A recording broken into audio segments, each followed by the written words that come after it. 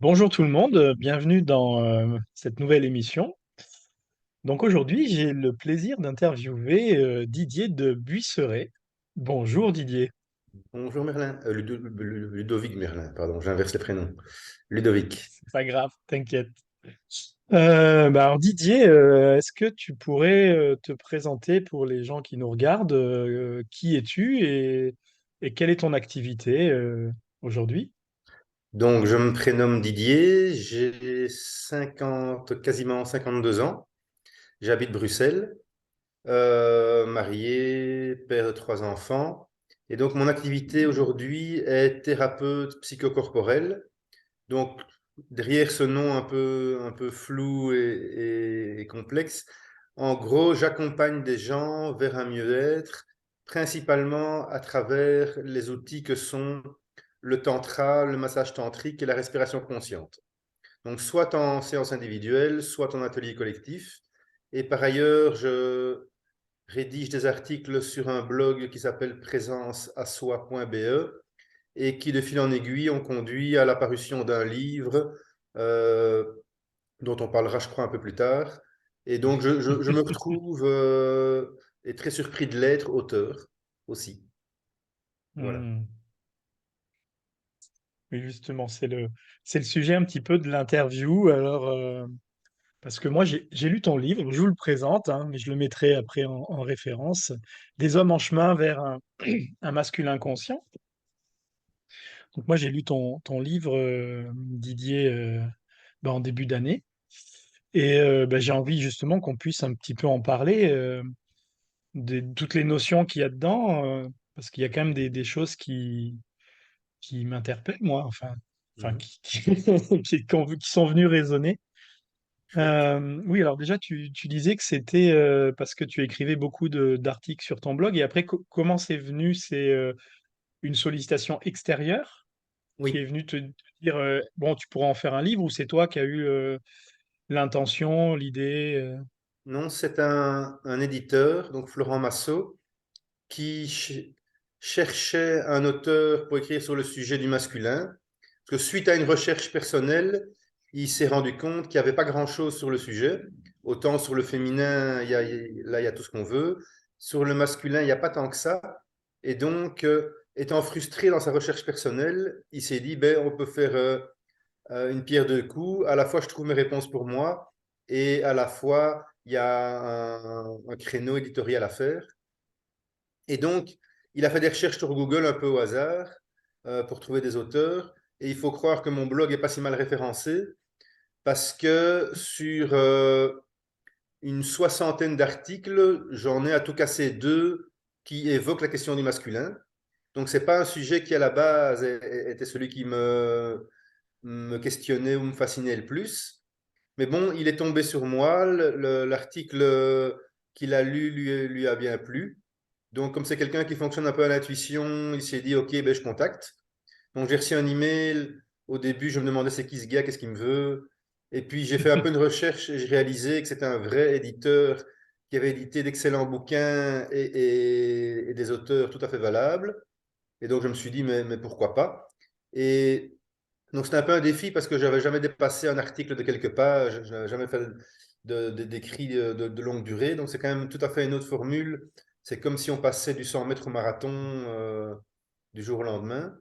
Mais donc, c'était un beau défi que j'ai eu envie de relever. Et puis, du coup, je me suis rendu compte que ce livre a été très intéressant pour moi aussi parce que c'est une question. En fait, généralement, quand j'écris, j'écris sur un sujet parce que je ne le maîtrise pas, parce qu'il me questionne, parce que j'ai envie de l'approfondir. Donc c'est d'abord à titre purement personnel, parce que j'ai envie d'aller plus loin dans la question.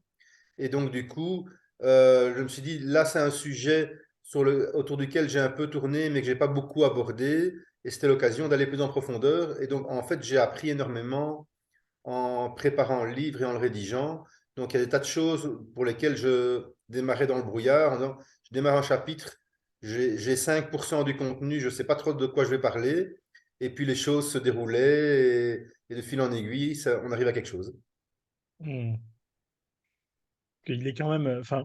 moi en plus justement, qui l'ai revisité il y a pas longtemps pour préparer l'interview, en fait, c'est pas juste une suite d'articles les uns derrière les autres, c'est quand même hyper bien construit dans la structure, dans comment tu amènes le, le masculin, les peurs du masculin avec la femme, enfin avec le féminin, enfin, c'est quand même hyper structuré, quoi. Ouais, mais non, en fait, il y a le matériau de deux, trois articles dans lequel j'ai en partie puisé, et tout le reste, c'est du nouveau. Et par ailleurs, Mm. même dans les articles dans lesquels j'ai puisé, dont certains avaient déjà quelques années, je me suis surpris à ne plus être complètement d'accord avec moi-même ou avoir pas mal évolué dans ma pensée qui s'est affinée ou autre. Et donc, j'ai pas pu faire de copier-coller. Donc, j'ai dû vraiment tout retravailler parce que tel que ça avait été écrit à l'époque ne me convenait plus. Le style avait aussi un peu évolué. Et également, pour un livre, j'ai voulu aussi être beaucoup plus solide sur un plan scientifique et au niveau des sources. Parce que un des articles que j'avais écrit, où j'avais été un petit peu moins pointu sur les justificatifs de ce que j'avançais, j'avais eu quelques personnes qui, sur les réseaux sociaux, m'avaient interpellé un peu violemment en disant: c'est quoi ces chiffres, d'où ça sort, et c'est des conneries, etc. Donc je me suis dit que pour un livre, quelque chose qui est destiné à rester, je voulais être beaucoup plus solide, avoir des bases scientifiques beaucoup plus claires. Et donc, tout ce que j'affirme devait être démontré avec une note en bas de page, renvoyant une étude scientifique, quelque chose de solide. Et tout ce qui était de la croyance personnelle, ben je l'annonce de manière claire. C'est ce que je crois moi, mais je ne vous le démontre pas. Ou il y a des, ou en tout cas, il y a des, il y a beaucoup de gens pensent que, mais c'est pas un fait avéré. Donc j'essaie de Mm. bien distinguer les choses de façon à n'affirmer que des choses qui sont vraies et qui sont démontrables. Mm. Alors, moi, j'ai vu que tu parles au tout début aussi du déséquilibre des polarités, que ça soit à l'intérieur de, de chacun, ou aussi relationnellement ou dans notre société. Et enfin, c'est quelque chose que tu constates souvent en accompagnement, ça, j'imagine. Oui, oui. Donc c'est vrai que l'équilibre des polarités yin et yang, c'est un peu le fil rouge, le fil conducteur de tout le livre. C'est vraiment la grille de lecture. C'est voir différentes façons d'être ou de se comporter seul, en couple, en société, et de voir que cette grille de lecture yin et yang vient apporter un éclairage que je trouve assez juste, assez complet de la façon dont nous sommes. Et effectivement, dans les ateliers en tantra particulièrement, cette question de l'équilibre des polarités, de voir comment on peut être aussi à l'aise dans l'une ou dans l'autre, de pouvoir déployer tel aspect de notre être, telle facette qui est plus ou moins éveillée, plus ou moins assumée, plus ou moins reconnue, suivant les gens. Et ce qui m'intéresse aussi, c'est aussi d'aller un peu lutter contre le conditionnement sociétal premier, qui est que les hommes sont valorisés dans le yang et les femmes le sont dans le yin. Et l'inverse, par contre, est plutôt, si pas réprimé, en tout cas très peu encouragé. Et donc, c'est de pouvoir, enfin, pour moi, le tantra, c'est en partie tout un chemin de déconditionnement, de questionnement de toutes nos structures, de tous ces conditionnements qu'on croit faisant partie de nous, mais qui en fait nous ont été inculqués par la société, par la famille, par la religion, par plein de choses, et de faire un peu un travail d'inventaire de tout ça et de voir qu'est-ce qui là-dedans m'appartient, qu'est-ce qui fait sens, qu'est-ce que j'ai envie de garder et qu'est-ce que j'ai envie de laisser aux générations précédentes, parce que moi, ça ne m'appartient pas et ça ne me parle pas. Mm. Ah, c'est assez intéressant parce que moi, je le vois aussi en accompagnement d'autres hommes que, enfin, souvent, il y a une polarité qui est vraiment définie et c'est difficile d'arriver dans l'autre. Et souvent, c'est ou des hommes très sensibles, mais le yang n'arrive pas à s'affirmer, ou c'est des hommes très yang et Hmm. d'un coup, la vulnérabilité est plongée à l'intérieur d'eux, c'est pas si évident, quoi. Oui, souvent, on a hyper valorisé une polarité et diabolisé l'autre, ou intégré que l'autre n'était pas faite pour mon sexe, pour mon genre, ou que je ne serais pas un vrai homme si si je me comportais comme ceci ou si j'avais telle manière d'être. Et puis, on a depuis quelques années l'effet inverse des hommes qui ont développé une grande et belle sensibilité, mais qui en même temps ont jeté le bébé avec l'eau du bain et qui du coup ont du mal à apprécier le yang et la puissance qui sont assimilés à la brutalité, la violence, la prédation. Et donc, du coup, ils ne sont pas en paix avec cette polarité-là. Et enfin, quelle que soit la polarité avec laquelle on n'est pas en paix, ça crée de toute façon une bagarre intérieure, de beaucoup de perte d'énergie et un déséquilibre structurel contre lequel il faut lutter en permanence. Mm. Ouais, le chemin, c'est vraiment un équilibre, hein, un équilibre intérieur, quoi. Ouais. C'est finalement le masculin, ce que j'appellerais le masculin sacré, c'est vraiment l'équilibre à l'intérieur de soi, d'être autant yin que yang, et finalement, c'est pas si évident que ça, quoi. Non. Et ce qui n'est pas évident, c'est que l'idée n'est pas de trouver forcément un 50-50, parce Mm. qu'à la limite, ce serait encore du coup facile, entre guillemets, parce que ce serait clair, mais c'est de trouver là où le curseur se place de la façon la plus juste pour moi, et ce n'est pas forcément la même chose pour toi. Donc, je Mm. peux être à 55-45% de yin ou de yang, ou l'inverse, ou 60, ou peu importe. Mais donc, c'est à chacun de trouver, et ça peut bouger avec les années, avec l'évolution de la personne. Et donc, c'est vraiment une recherche très personnelle, très individuelle, de dire, voilà, moi qui je suis, le curseur, pour que je me sente vraiment moi-même, comme je me sente vraiment en harmonie complète, le curseur doit se placer de telle façon. Et ça, c'est Mm. vraiment une recherche que personne ne peut faire à notre place. Oui, et puis en plus, ouais, comme tu dis, vu qu'on est tous uniques, peut-être qu'il y a quelqu'un en équilibre qui va être 90% yin et 10% yang, et en plus pas dans les mêmes domaines au même moment. Tout à Ça veut fait. dire que c'est ça aussi qui est Ouais. intéressant, quoi. Mais maintenant, 90-10, ça me semble difficile d'avoir réellement un équilibre. Euh, et puis, c'est vrai qu'après, il faut distinguer que chaque polarité a différentes facettes. Donc, par exemple, le yang, on part des quatre archétypes. Donc, le roi, le guerrier, le magicien et l'amant. Donc, on peut être très yang dans la facette guerrier et absolument nulle part dans la facette magicien, par exemple, ou l'inverse. Donc, il faut Mm. encore distinguer de quelle facette on parle. Et j'en profite aussi pour préciser, parce que c'est un de mes chevaux de bataille, que ces archétypes, le roi, le guerrier, etc., ce ne sont pas des archétypes du masculin, mais bien des archétypes du yang.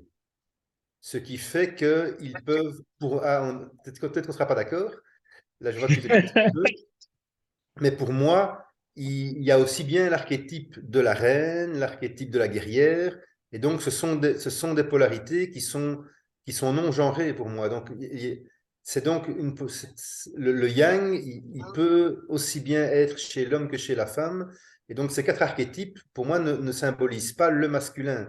Ici, évidemment, on dit le roi, donc ça fait masculin, évidemment, mais on peut tout aussi bien parler de la reine, du guerrier, de la guerrière, de l'amante, de la magicienne. Donc pour moi, on n'est pas, c'est pas une division genrée, parce que ça voudrait dire que l'autorité, ben, la femme n'y a pas accès, ou c'est pas naturel, alors que dans les faits, on voit bien que la reine d'Angleterre, personne ne va aller dire qu'elle n'incarnait pas la royauté, l'autorité.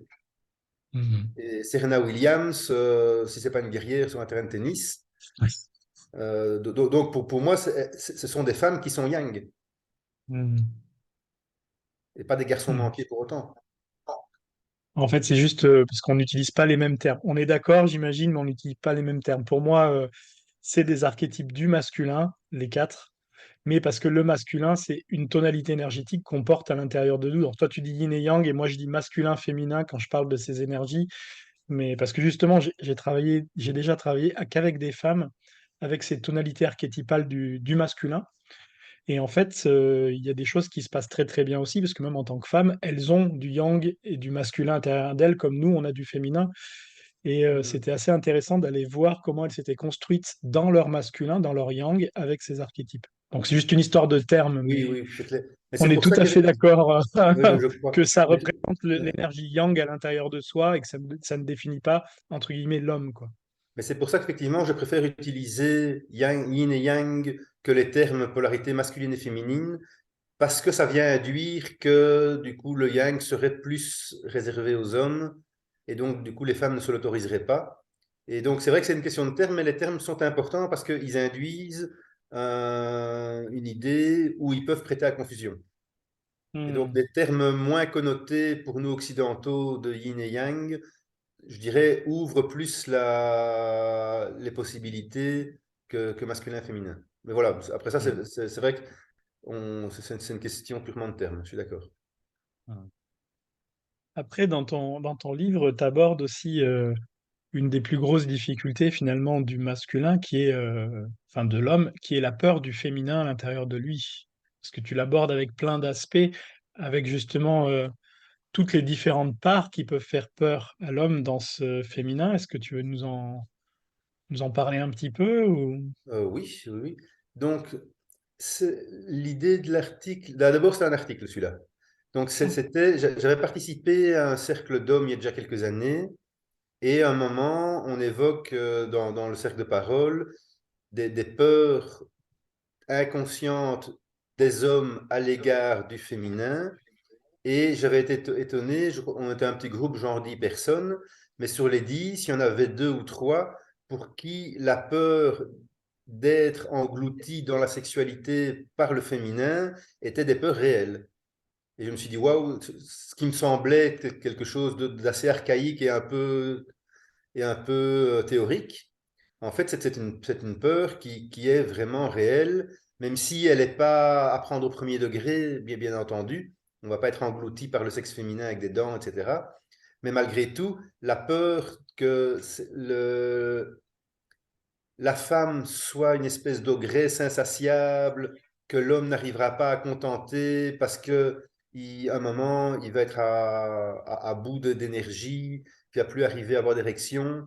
Donc ça fait quand même, ce sont quand même des grandes peurs de la plupart des hommes, c'est de ne pas être à la hauteur, entre guillemets, de ne pas arriver à prester, ou sur un plan plus affectif que sexuelle, l'idée que la femme vient enfermer l'homme, c'est la mère, c'est la mère envahissante, donc d'être castré sur le plan psychologique, d'être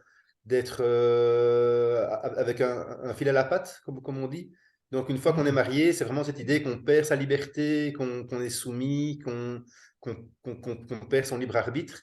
Et donc, ce sont des peurs qui sont évidemment liées souvent au souvenir de la mère, enfin de l'archétype de la mère, et qui l'air de rien, dans la psyché inconsciente des hommes, a un poids et qui fait que beaucoup d'hommes ont, par exemple, du mal à s'engager dans une relation amoureuse parce qu'il y a vraiment cette idée, une fois que je serai engagé, je perds ma liberté. hmm. Et ce qui est avant tout, je crois, une peur vraiment, ça peut être une peur personnelle, mais il y a quelque chose vraiment d'inconscient collectif là-dedans. Ça dépasse l'individu.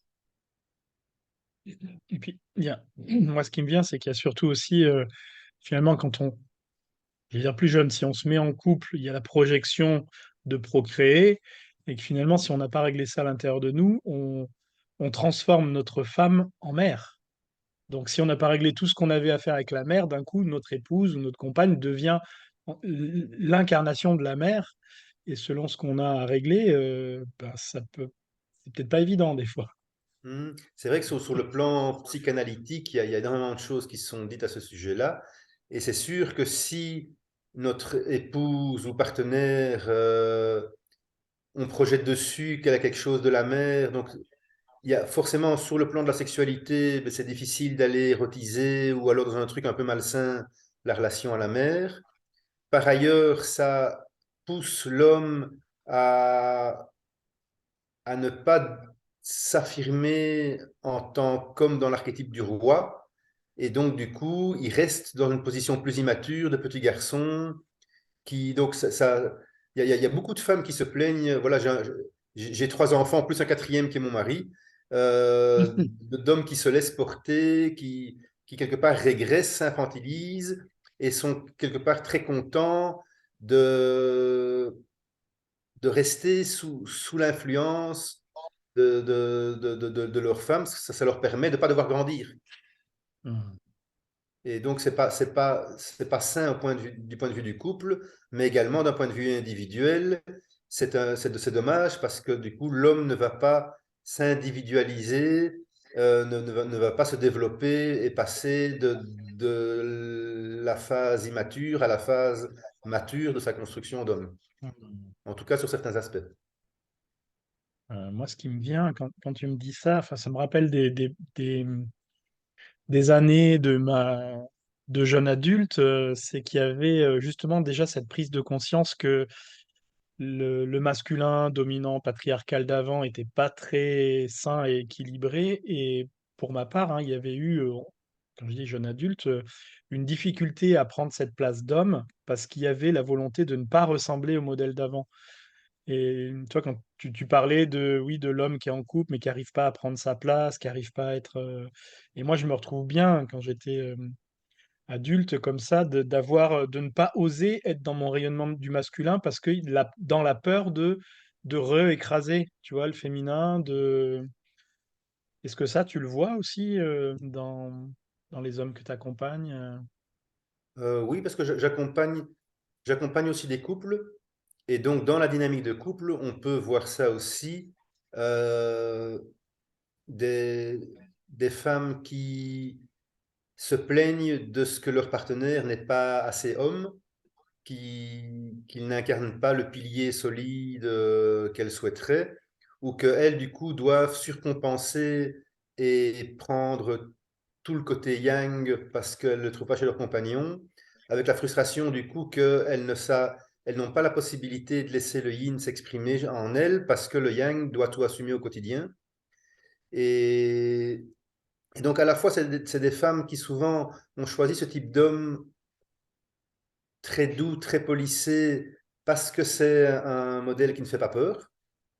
Et donc, ce sont des femmes qui parfois ont eu un historique compliqué avec les hommes et qui, du coup, se mettent en couple avec des hommes qui ne sont pas menaçants, mais à un moment, ben, ce sont des hommes aussi qui ne tiennent pas leur statut d'homme, et en tout cas pas dans ce qu'elles attendent. Et du coup, elles se plaignent de ce qu'en face, elles ont un petit garçon, en tout cas quelqu'un qui ne correspond pas à ce qu'elles souhaitent, ce dont elles ont besoin pour pouvoir laisser justement leur yin s'épanouir avec un yang fort en face.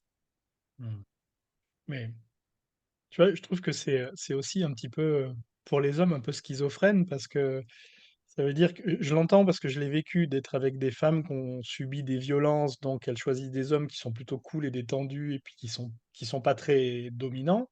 Mais en même temps, derrière, il y a aussi le truc de oui, mais je sais bien quand tu sois doux, ça me rassure, mais en même temps, sois un vrai mec, quoi. Et là, j'ai l'impression que, enfin, moi, mon cerveau à l'époque, il a bugué, comme beaucoup d'hommes, c'est de se dire oui, mais alors comment je fais pour pouvoir être doux et sensible et dans le même temps prendre ma place, être un homme entre guillemets qui a des couilles, qui prend ses responsabilités. Tu vois, ça fait un petit peu un bug, j'ai l'impression, c'est de se dire oui, mais comment faire, comment se positionner, quoi.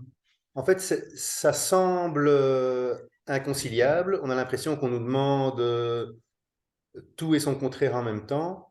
Mais en pratique, je pense qu'il y a une conciliation qui est possible, qui est que donc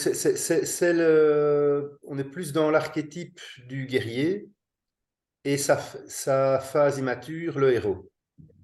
Donc le héros, c'est a priori le stade adolescent où le jeune homme, pour se construire dans sa masculinité, a besoin de rejeter tout ce qui est féminin, de rejeter la mère, et donc d'arborer de manière un peu plus exacerbée les codes de la virilité pour se sentir appartenir au monde des hommes. Donc c'est une phase qui est censée être transitoire et de ne pas perdurer. Mais beaucoup d'hommes, finalement, restent coincés dans cette phase immature du héros.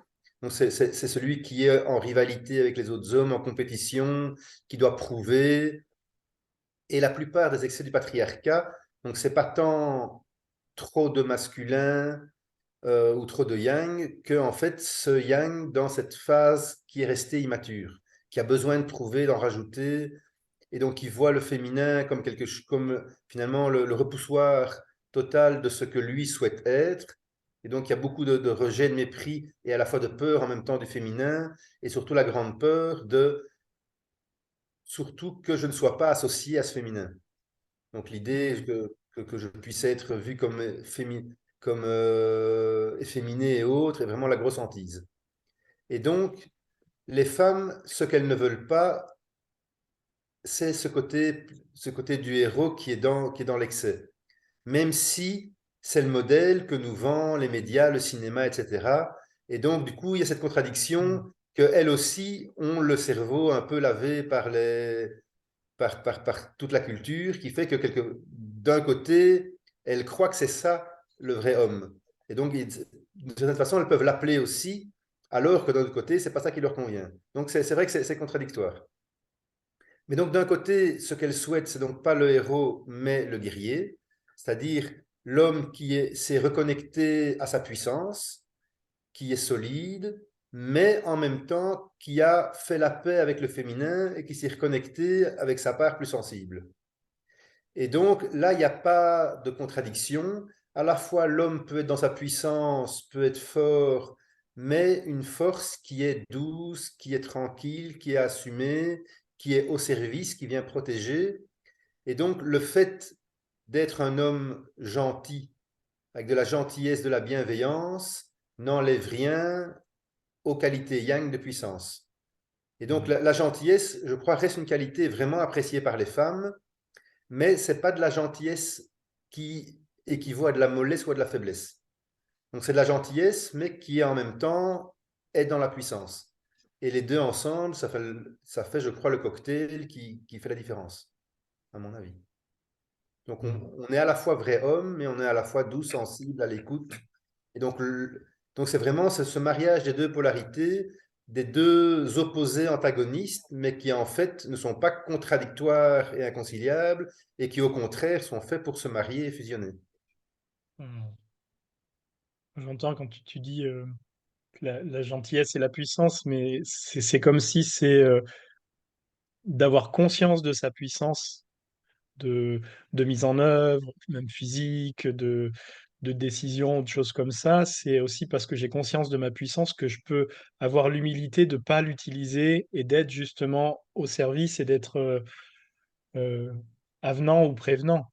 Ça veut dire, oui, je pourrais bousculer les gens, mais j'ai la force de faire ça, d'accord. Mais parce que j'ai conscience que j'ai la force de faire ça, je peux prendre soin de la personne à côté de moi. Justement, pour moi, il y a cette notion de vraiment dans le masculin immature de la conscience de la puissance que j'ai et au lieu de vouloir écraser comme un éléphant tout ça, de se dire, OK, je vais prendre soin justement des autres parce que j'ai de la puissance, quoi. Oui, tout à fait. Donc c'est vraiment, c'est un peu le slogan, la force tranquille. Mm. C'est la personne qui n'a pas besoin d'exprimer sa puissance. Il n'a pas besoin de montrer ses muscles ou de faire quoi que ce soit, parce que il est à ce point conscient de cette puissance qu'il n'a pas besoin de la prouver et qu'il est en paix avec elle. Il n'a pas besoin de la faire valider, de la redémontrer, d'obtenir des satisfactions de l'extérieur. Il sait qu'elle est là et c'est bon. Et en même Mm. temps, il y a aussi en tant qu'homme, de pouvoir ne pas forcément répondre aux attentes du féminin qui ne nous sembleraient pas justes. Si effectivement une femme aime les bad boys et souhaite, parce qu'elle est dans les clichés, etc., ben c'est aussi de ne pas forcément rentrer là-dedans. De même que si la femme nous pousse sur le plan de la sexualité, dans la performance et ce genre de trucs, c'est de pouvoir dire, et désolé, moi je rentre pas dans ce jeu-là. Le truc de la compétition, d'en faire toujours plus, de devoir prouver, d'être mise en compétition avec d'autres hommes, moi ce truc-là, ça m'excite pas. Et donc de pouvoir C'est gentiment dire, je rentre pas là-dedans. comme la jalousie aussi, comme d'autres choses, Tout quoi. à fait. Ouais. Mm. Parce que sinon, si je suis fragile dans ma masculinité et que la femme vient un peu me chercher, me titiller là-dedans, ben je pourrais avoir tendance à dire, OK, je saute à pieds joints dans les défis qu'elle me lance, et donc je dois prouver ceci, cela. Et non, c'est de pouvoir dire, je suis suffisamment bien dans mon masculin pour ne pas avoir besoin de répondre, d'être hyper réactif dès qu'on vient poser la question de est-ce que je suis un vrai homme ou pas.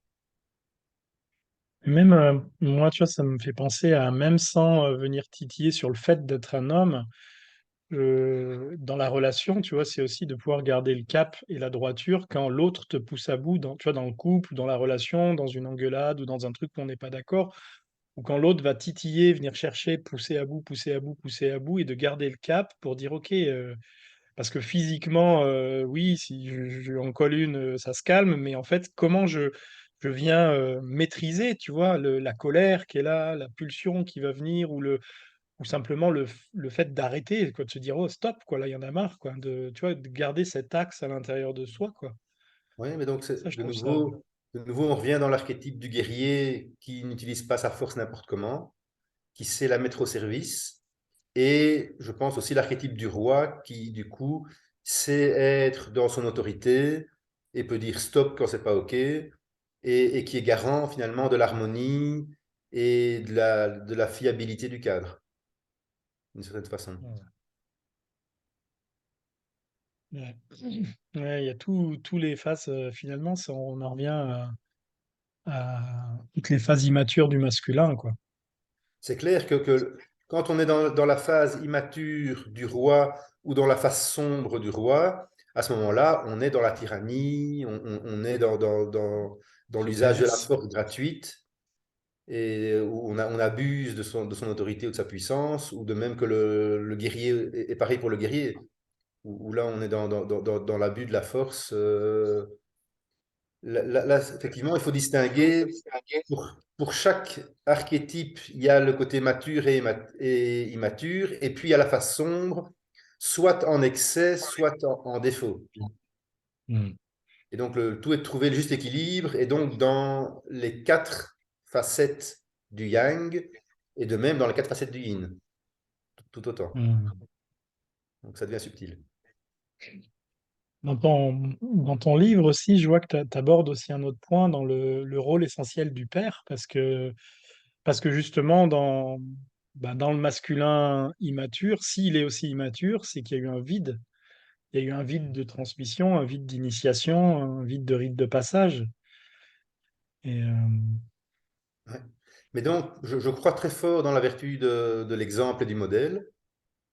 Et donc, par le passé, les pères étaient assez peu présents dans l'éducation de leur enfant, surtout dans les premières années, considérant que ce n'était pas leur job, eux, ils bossaient à l'extérieur et c'était vraiment du domaine purement maternel et féminin de s'occuper des petits-enfants.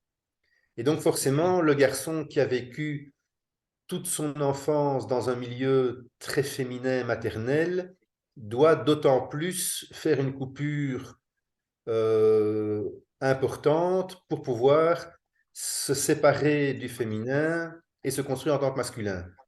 Par contre, le petit garçon qui a toujours vécu avec des figures masculines autour de lui, il y a son père, il y a eu des oncles, des grands-parents, des frères, etc., du coup, a moins besoin de s'opposer au féminin pour se construire dans le masculin.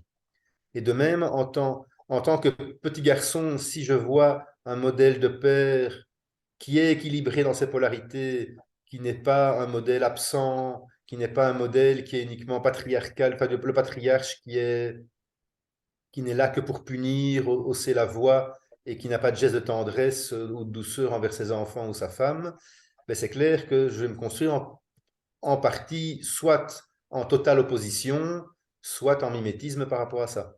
Et je n'aurai pas d'autres modèles auxquels m'identifier.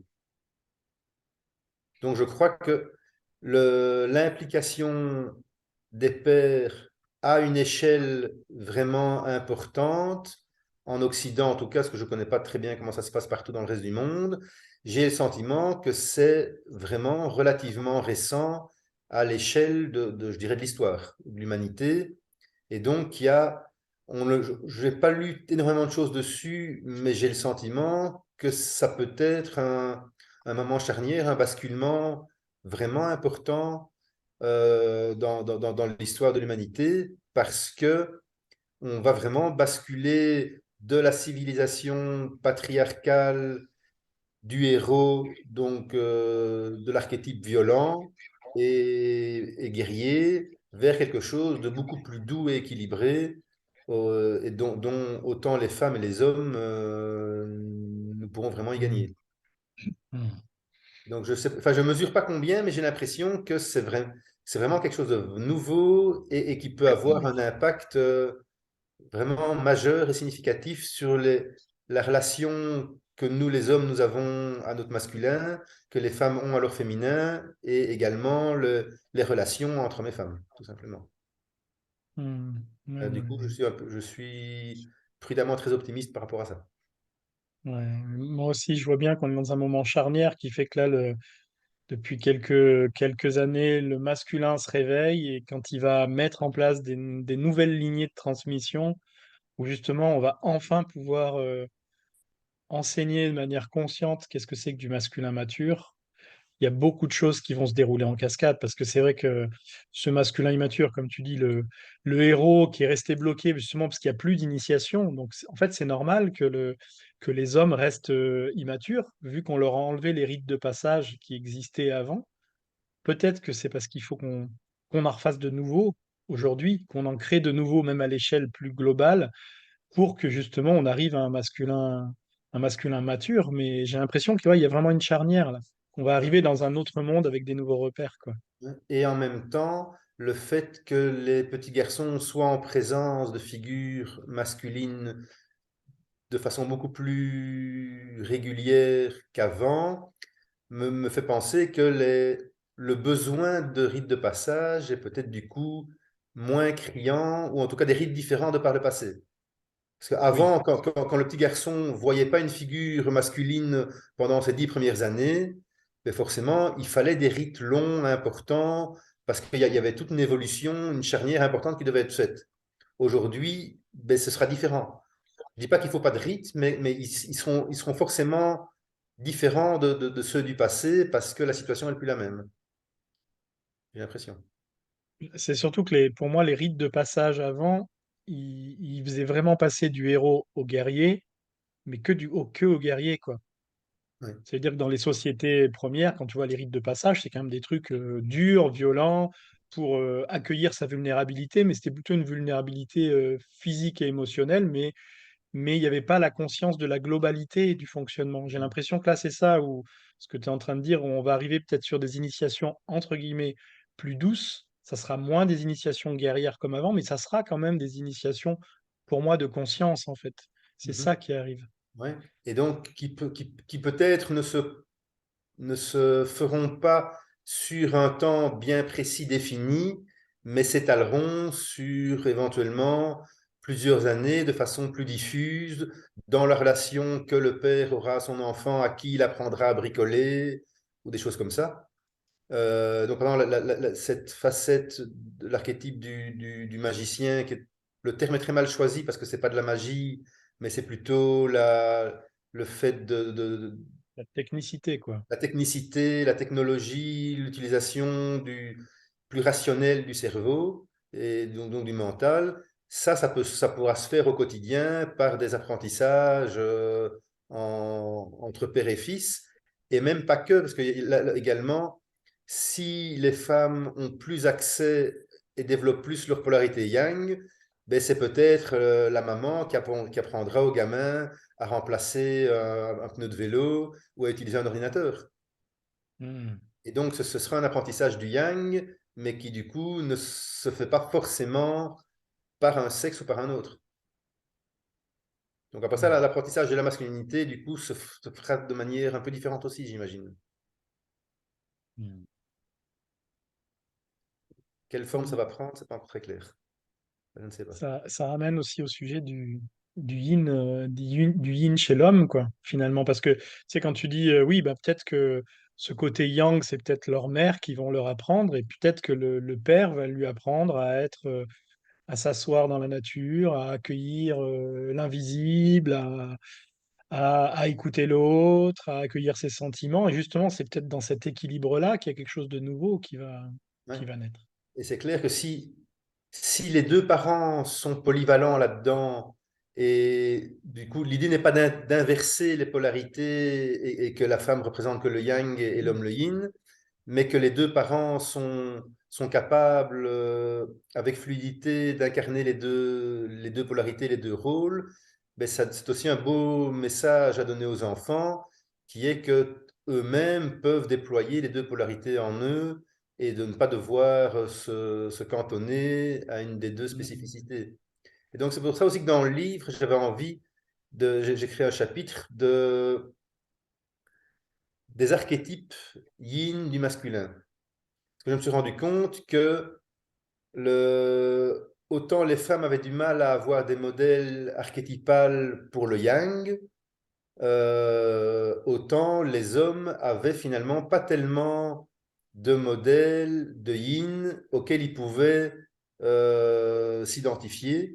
Donc on voit beaucoup, il y a la magicienne, la déesse, l'amante, enfin, il y a plein de personnages archétypaux féminins qui renvoient directement aux femmes pour le yin, mais pour les hommes, il n'y en avait pas tellement. Donc, je me suis amusé à faire l'exercice de trouver des archétypes yin, mais qui soient des hommes, qui renvoient au masculin, mais qui soient yin. Et Mm. donc, du coup, j'en ai inventé, je ne sais plus, trois, quatre, un peu en miroir l'équivalent de ce qu'on trouve du côté yang. Et donc, je trouve ça intéressant que les hommes aient des modèles, puissent s'identifier et dire, OK, c'est très yin, mais c'est tout autant, c'est pas moins masculin. Et donc, en tant Mm. qu'homme, j'ai pas le sentiment de me féminiser si je développe cette facette-là en moi. Mm. Et donc, ça peut être les qualités yin d'intuition, d'écoute, de douceur, pour lesquelles, ben, en fait, un homme peut tout aussi bien s'y retrouver. Mm.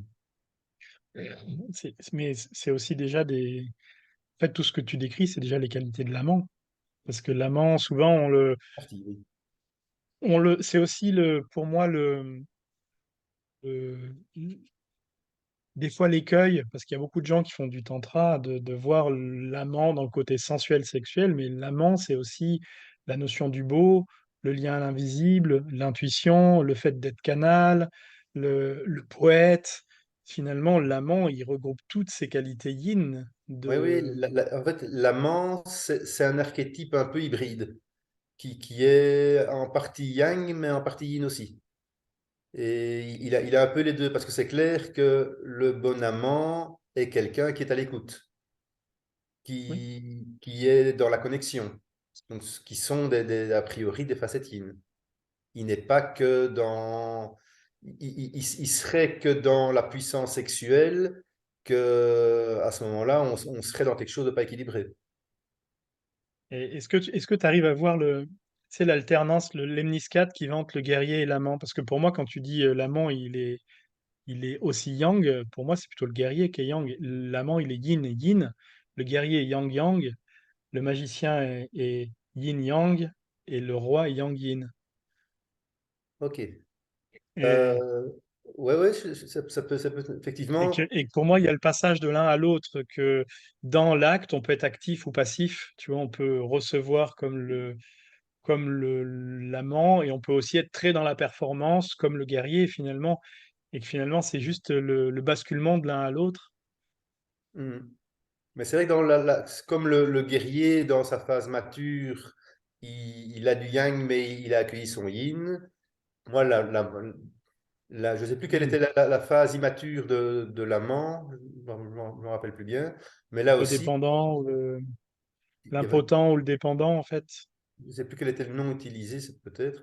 Mais donc là aussi, d'arriver à la phase mature, c'est l'intégration et l'accueil de l'autre polarité qui vient nuancer et équilibrer. Mm. Ouais. Ouais, c'est intéressant, c'est chouette. Mm. Belle recherche en tout cas, hein, Mais oui. sur ces dynamiques archétypales. C'était Mais chouette. oui, en fait, je ne la connaissais pas bien avant de commencer le livre. Et donc, c'est en recherchant un peu, en suivant mon flair dans mes recherches au hasard, que je suis tombé sur ce fameux livre de Moore et de réaliser que, en fait, ce livre n'était pas traduit en français et Oui, donc, du coup, était relativement... enfin, à la fois, c'était assez méconnu côté francophone, mais il y avait quand même pas mal d'idées qui avaient déjà percolé, mais qui étaient en partie transformées, en partie mal comprises, ou retirées de leur contexte. Et donc, c'est que dans les stages de tantra, on peut utiliser déjà l'un ou l'autre de ces archétypes, mais sans les voir dans leur vision d'ensemble. Et ce qui, Mm. pour moi, a été une révélation, c'est pas tellement l'archétype que le côté mature et immature. Mm. C'est Ça, je reviens parce que c'est assez intéressant ce que tu dis, parce qu'il y a beaucoup maintenant d'hommes qui comprennent un peu ces dynamiques archétypales, qui ont des notions, des bases, mais c'est vrai que des gens qui vont vraiment l'étudier dans les notions de vide et de plein, d'excès et de vide en dynamique, ben, vu que c'est vrai que c'est des notions qui sont toujours en anglais, qui sont pas assez traduites, et ben, il y a peu de gens qui se plongent vraiment dans ces dynamiques de déséquilibre, en fait. Et c'est chouette de pouvoir voir ça, quoi. Ouais, ouais, enfin, moi c'était une révélation quand j'ai vu ça. Je me dis, waouh, quelle grille de lecture intéressante. Et il y a plein de phénomènes sociaux, de comportements humains qui peuvent vraiment être lus à travers cette grille de dire, OK, là, on est dans tel aspect mature ou immature, on est dans l'aspect en vide ou en plein, dans la face sombre de tel archétype. Et donc, OK, du coup, comment est-ce qu'on peut l'appréhender? Comment est-ce qu'on peut le travailler? Ou est-ce qu'il y a quelque chose à faire évoluer? Moi, je trouve ça génial parce qu'il y a quelques années, je faisais des conférences là-dessus parce que moi, c'est mon travail dynamique en stage. Je travaille beaucoup avec les archétypes masculins, enfin, les quatre archétypes principaux et d'autres secondaires que j'ai trouvés aussi. Et en fait, quand je faisais des conférences, c'était les femmes qui étaient le plus en demande de cette dynamique pour se dire, mais moi, en fait, j'ai besoin de comprendre comment vous fonctionnez avec tous vos déséquilibres. Et c'était intéressant de voir que finalement, c'était même pas les hommes eux-mêmes qui venaient voir comment ils fonctionnaient, mais c'était plutôt leurs compagnes ou les femmes qui étaient très intéressées de se dire, mais nous aussi, on veut comprendre comment le masculin il fonctionne, quoi. Ouais, Et mais ça, je trouve ça chouette aussi. ouais. Je crois que j'ai plus de lectrices que de lecteurs avec mon livre, cela dit. Ouais. Ouais. Et en même temps, parce qu'elles veulent comprendre leurs compagnons, mais également, c'est une grille de lecture qui s'applique autant aux hommes qu'aux femmes. Et donc, ça parle du fonctionnement intérieur, finalement, et de l'équilibre intérieur chez absolument tout le monde. Parce que beaucoup de femmes ont aussi des difficultés à équilibrer leur polarité, n'assument pas leur yang, ou au contraire ont trop rejeté leur yin parce que, ayant le sentiment que ça les affaiblissait ou que ça les desservait. Donc, il y a là aussi, enfin, il y a autant à dire au niveau homme que femme par rapport à ça. Et ça change un peu de ce qu'on lit d'habitude sur le féminin sacré, qui parfois est un peu redondant, quoi. Hmm. Merci Didier de tous ces partages et de ces mots. Est-ce que tu veux rajouter quelque chose, une notion que tu aurais envie, qui te tient à cœur en ce moment, quelque chose qui est pas vraiment dans le livre, mais qui est présente pour toi actuellement Euh, oui, aussi par rapport aux archétypes, ce que j'ai envie de dire, c'est que les archétypes, on peut parfois, je vois ça en développement personnel, en tantra ou autre, on les voit parfois comme des choses totalement immuables et donc des sortes de vérités scientifiques éternelles que voilà, les hommes sont comme ceci, les femmes sont comme cela. Et je crois que c'est vraiment important de prendre conscience que les archétypes sont relatifs et donc correspondent à une société précise géographiquement, à une période donnée, donc qui peut s'étaler sur plusieurs milliers d'années le cas échéant, mais que donc c'est pas un truc universel. Et donc dans d'autres parties du monde, à d'autres périodes, ils auront leur inconscient collectif sera différent, et donc les archétypes qui vont être générés par cet inconscient collectif ne seront pas forcément les mêmes.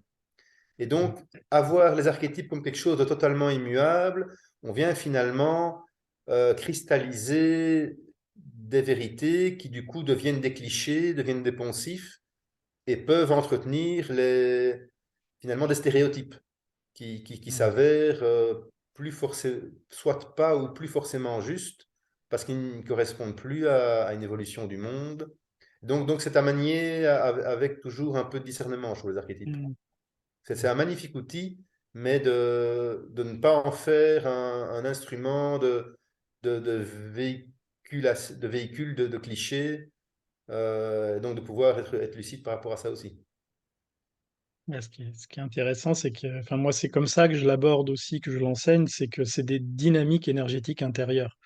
Que c'est pas justement quelque chose de figé, que le guerrier, oui, on peut en parler, on peut parler des excès. En fait, on peut parler d'une dynamique intérieure quand on parle des excès, du vide et du plein qui se rejoignent et qui se nourrissent l'une l'autre.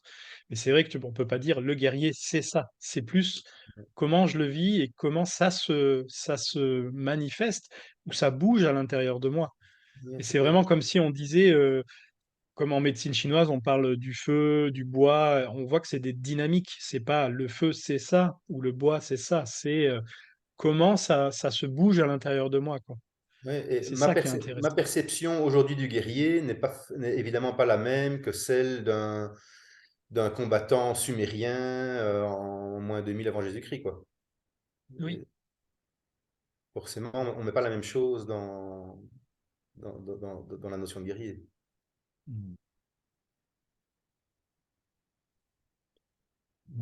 Merci Didier pour ce temps passé Mais je avec t'en moi. prie, avec plaisir. Et ah oui, encore un truc que j'aimerais peut-être dire, c'est que donc, la, tant dans mon masculin que dans sa vision, ben, je reste un homme en chemin. En ce sens que Mm. c'est évolutif. Et donc, je me rends compte que, en reprenant mes vieux articles, j'avais beaucoup évolué depuis 10 ans. Lors de l'élaboration et l'écriture du livre, j'avais encore beaucoup évolué. Et puis, depuis qu'il est paru et que j'ai des retours, ça continue encore à me faire réfléchir, à me faire bosser. Et donc, c'est quelque chose qui n'est jamais fini, qui n'est jamais figé. Et donc, c'est intéressant d'avoir, je trouve, cette humilité de se dire, OK, je continue à affiner, à polir ma vision, ma perception des choses. Et il se peut que ce que je croyais acquis maintenant, dans 2, 3 ans, ben, va se retrouver transformé et finalement de voir ça comme quelque chose de très positif. Merci d'avoir ces mots parce que pour moi, c'est un gage de, de fiabilité, Ben oui, de savoir qu'on ne sait pas et que finalement on est toujours en chemin. Et ça, c'est chouette. oui, d'avoir vraiment l'humilité de dire, OK, on bosse, mais c'est pas, il n'y a rien qui est acquis. Mm. Et Et que demain, peut-être que ce que je vais découvrir, ça va totalement chambouler ce que je pouvais affirmer aujourd'hui et que finalement, c'est totalement normal et c'est totalement juste, quoi, de se dire, de voir son point de vue aujourd'hui, de pouvoir le défendre, d'être dans sa vérité aujourd'hui et de se dire que bah, la vérité d'aujourd'hui, c'est pas la même que demain. ouais, je ne le vois pas comme un truc insécurisant, de me dire, voilà, j'ai pas de Mm. fondation, il n'y a rien, y a rien sur lequel je puisse m'appuyer. Non, je peux m'appuyer sur des choses, mais qui continuent à évoluer. Et c'est comment, en tant qu'homme, ben j'essaye d'épouser ces évolutions et d'évoluer en même temps, de grandir avec. Mm. Eh ben, je te remercie beaucoup. Mm. Mais moi aussi, je te remercie, Didier, d'avoir pris ce temps avec moi. Merci finalement aussi à toutes les personnes qui suivent toutes ces séries d'interviews, qui nous regardent. Donc n'hésitez pas, si vous aimez, parlez-en, likez, voilà. Montrez les vidéos à vos amis, écoutez les podcasts, et il y en aura encore plein d'autres après. Chouette. Merci Didier. Je t'en prie, merci à toi aussi. À bientôt. Ouais. À bientôt tout le monde. Au revoir.